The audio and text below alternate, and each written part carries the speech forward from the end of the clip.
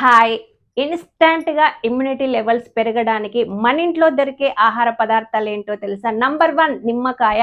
నిమ్మకాయని గనక మీరు పడిగడుపుతో తాగితే మీకు ఇన్‌స్టాంట్ ఇమ్యూనిటీ లెవెల్ అనేది వస్తది. అంతేకాదు తులసి ఆకులని ఒక 5 ఆకులని వాష్ చేసుకొని నమిలి మింగండి. మీకు దాంట్లో వైరస్‌ని, చెడు బ్యాక్టీరియాని డెవలప్ కాకుండా యాంటీ ఆక్సిడెంట్‌గా పనిచేస్తది కాబట్టి తులసి ఆకులు ప్రతి ఒక్కరి ఇళ్లల్లో ఉంటాయి. తప్పకుండా వాడండి. అంతేకాదు వెల్లుల్లిలో అలిసిన్ అనే పదార్థం ఉండి వైరస్‌ని, చెడు బ్యాక్టీరియాని అస్సలు డెవలప్ కానీయదు. రోజొకటి నమిలి మింగండి.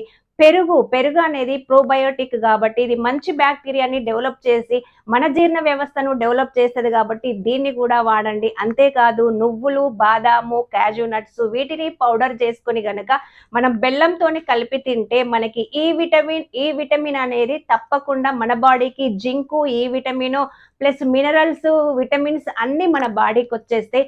లాస్ట్ ఏంటో తెలుసా? అల్లం, పసుపుని మనము టీ చేసుకొని తాగితే మన శరీరంలోని మలినాలను తొలగించి ఇమ్మీడియట్‌గా మనకి రోగనిరోధక శక్తి అనేది పెరుగుతుంది. మరి ఇలాంటి ఆహార పదార్థాల కోసం మన ఇంట్లోనే దొరికే ఆహార పదార్థాలు, హెల్త్ టిప్స్ కోసం నా ఛానల్‌ని లైక్ చేయండి, షేర్ చేయండి, సబ్స్క్రైబ్ చేసుకోండి, సపోర్ట్ చేయండి. ఓకేనా?